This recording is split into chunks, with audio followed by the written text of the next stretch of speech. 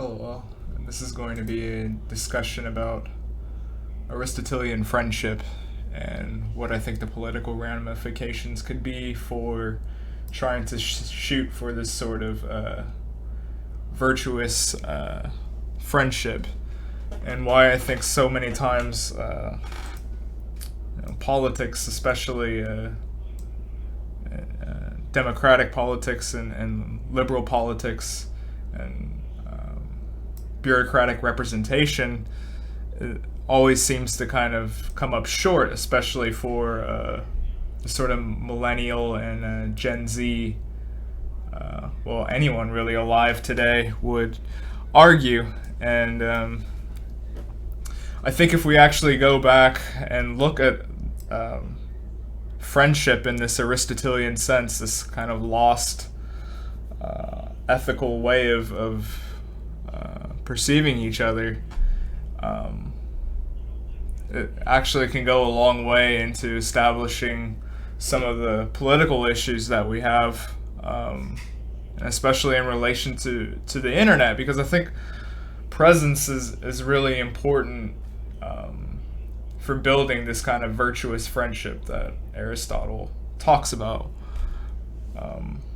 Presence has a kind of binding towards happiness and suffering, whether for better or worse, quite literally. And I think actual presence, the concept of hanging out with someone, right? This is you hang out with a friend, and over time you continue to kind of build this kind of socialization on top of each other. You tell each other stories, you tell each other insecurities, ideas. But I think most of these kind of political political identities, these political forms of representation, though, only really have either the measurements of either the first or the second low form of friendship, though. So often, and this is something I talked about in past videos, the kind of idea of political ideologies and intellectual history, where 1 year some guy is a communist, and now he's a fascist, or it's kind of almost flattened these what you would consider lifestyles at one point, right? If you kind of read historically, being a socialist, being a communist, there is this, I think, kind of friendship to it that is lost now. This kind of presence, this sort of gatekeeping that I've talked about before as well, through presence, and I think the kind of inquiry and trying to establish, these representation quite literally, is something that's just totally lost or taken away from us in a sort of way online. We kind of have these different theory groups, and so often there's just these kind of short-ended betrayals online, right? This is kind of a common theme. If you're, I think this is going to be really going away from just listing thinkers all the time, but there's an old Mr. Medicare video way back or not really a video, it's just kind of his whole ethos was, don't be friends with anyone on the internet. That was one of his big themes and lessons that he gave to everyone during the blood sports era. I can't believe I'm talking about this, but this is just a little kind of esoteric internet history. But he kind of points out that these kind of superficial relationships can only come about if it's just strictly in this kind of online sense, and you can only through just purely in this kind of online way, only get to these kind of superficial structures that Aristotle gives us. And this isn't to say that a virtuous relationship doesn't have pleasure or use to it. Of course it does, but it's kind of this telos, or this kind of essence, this of love, and this kind of mutual way of synthesizing. He kind of talks about friendship being two souls kind of coming together. It can't just be this kind of one-sided representation that I think you see so often in these masochistic forms of political think tanks and activism all around us. High-low versus middle.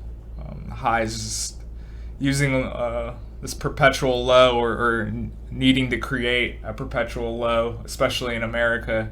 You just kind of have this never-ending immigration ad nauseum and flow that sort of discombobulates our awareness of each other in a way that I think obscures friendship in a way.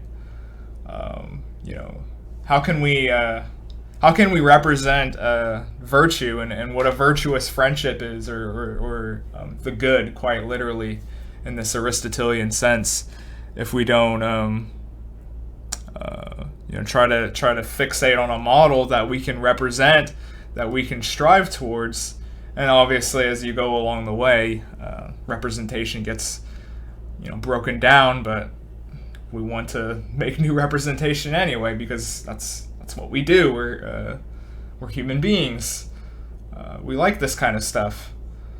And so I think, in a way, this is kind of going back to another main idea on this channel, was this kind of the performance and the will of the good, and the performance of the ideal. I am kind of an idealist, if you're new here. I think trying to strive towards the ideal is really one of the key values that I try to hand out on this channel. And so to kind of wrap up and go back around, I think if we were going to look at it through technology, sort of discombobulating friendship, then this isn't to suggest, though, that we can't use technology to, of course, build towards finding virtuous friendships, though, of course. That's not the case. In fact, what I'm advocating for, and I would say is essential to forming the sort of province people that I've talked about before. Community is the only way to really endure modernity, or hyper-modernity even. And you can't just get that online, because online is the liquidated version of the community, as John David Ebert points out in New Media Invasion. Facebook and social media, they tell you who your friends are, and the mutual friend, right? These are people that they suspect that you probably might run into, a coworker or something like that, through building of mutuals, but they're not actually your friend. In many cases, you haven't seen them in years in person, and so this can't be a high regarded friendship, even if you have good intentions towards each other. It's not the ideal. It's not the virtuous. But you can, obviously, use technology towards finding virtue, and we can use it to bud towards virtue, which I've suggested that building communities online and bringing that back out into the tangible, concrete reality, and really maintaining both, and trying to understand that. I think the location of being able to tap into the internet isn't really focused on enough. I think this is actually really important and could change the way we go about even modeling the internet itself, because the internet is constantly being built, and how we've kind of, in a way that is kind of a model in and of itself, is progress, or this perpetual, never-ending, infinite of kind of the internet is this never-ending water, the deep web, or deep seas, deep waters of the internet, as it's kind of been mystified in a way. There's depth to it, this kind of never-ending, infinite depth that can swallow you. I think would be something to consider. But I think just to kind of incorporate him now, McIntyre, when he talks about the virtuous society, virtuous community, and after virtue, and in a way you can kind of see how his argument against the Enlightenment and ideology, in a way, was sort of the friendship of pleasure, where it was done in the the Enlightenment painted itself as these kind of universal concepts and ideas, and they didn't really care about, or wasn't even necessarily aware that speaking in that kind of way would have ramifications when eventually that you kind of manifest a global empire, and the perception of justice, and how that could be a problem in a multicultural society.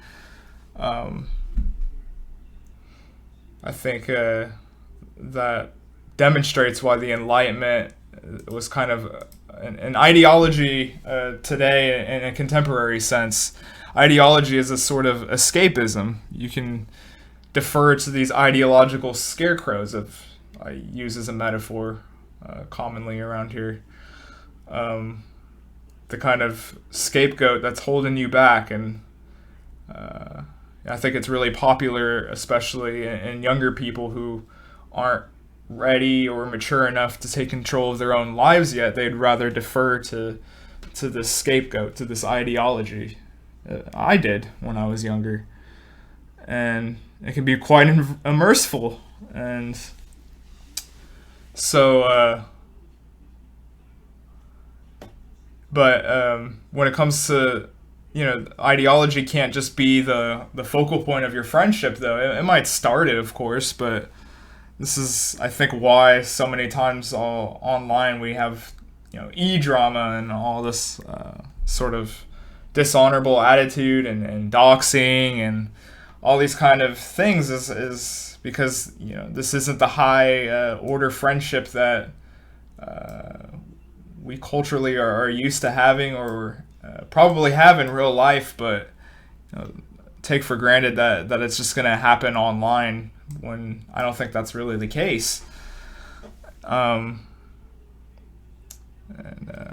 to keep going with McIntyre, though, and kind of brushing it up against Aristotle, he's a Aristotelian, of course. Usefulness as well, in the utilitarian sense for society. This kind of goes into the libertarian capitalist ethos of the GDP perpetually growing, and everyone has this sort of function for the market, whether it's the minimum wage worker or whatever the case may be. Everyone's in this market and participating in it, and they'll be judged off of their usefulness for profitability. this also is a low end friendship, a low end way of running your society, in my view. And just like how Schmidt, he's focused on, when he talks about friend or foe, he's focused on, establishing definitely who the degenerates are in relation to me, and why that's a problem. And it definitely has that fascistic energy. He's a Nazi after all. So he's sort of focused on the other, and that sort of scapegoat in a way. As I've talked about, with scapegoats though, scapegoats aren't necessarily evil beyond just their instrument. They can be useful for I think the creation of things beyond just this idea that it's just evil, right? I think scapegoat gives this sort of energy and a stimulant to us as human beings. But what we use and perform with it, make use of its essence, I suppose, in an Aristotelian sense, is something to take away from Schmidt, despite reservations that you would have on him. And, he's not a complicated theorist by any stretch, but he does kind of understand that when it comes to, pedal to the metal, the friendship of who your constituents are is going to play a role in your politics, of course, and what you allow to even ideologically infiltrate you in a way. It's kind of funny how, online terminology can kind of turn someone off just based off of a sort of friend and foe distinction. And I think striving towards the virtue also goes hand in hand with being able to have the competence to make that decision for friend or foe in that sort of sense too. But yeah, I think where Schmidt is kind of focused on the other, we can actually focus more on ourselves and curation, because curation and it's kind of how Plato sees, if you like something that's beautiful, if something's beautiful to you, then you want to be like, you want to be mimetic like. And so if we can, practice virtue, become virtuous, then it's the microcosm, macrocosm, right? Our interpersonal relationships and family and community and using virtue. And this isn't to say that you treat everyone with virtue, of course, right? This is very, very important to get across. It's not democratic in nature, of course. Would be another thing that I would assert. You have to make the decision of the othering in that sort of sense between friend and enemy. And it's an active process. It's an active representation. It changes. This is why if you had what you thought was a high class friendship, a high end friendship, if you will, when you are betrayed, it's a lot different than losing money on some business transaction, or not getting a raise or something and feel like your boss might have slighted you. No, the betrayal of friendship, a true rooted friendship, hurts the deepest, and then you have to confide to other friends as well to kind of overcome that. That's how it goes with romance. This is why you probably, with the trope of, you hang out with the boys right before you get married and start a family, because they were the ones who kind of helped you along in this journey of brotherhood to cultivate yourself to be worthy of being a family man. It's the community celebrating back towards you of high-end friendship. And that's why I think marriage is important as well. But yeah, this was just a simple little ramble video I want to do on some thoughts of a couple different thinkers. I might do some more fleshed out ones individually on McIntyre and Schmidt and, of course, Aristotle. I've already done quite a few videos on him now. But yeah, I just wanted to suggest that a province people would have to be a virtuous people, or the sort of community that could have the endurance, the catacombs culture, to endure and hopefully trek these times. But thanks for watching.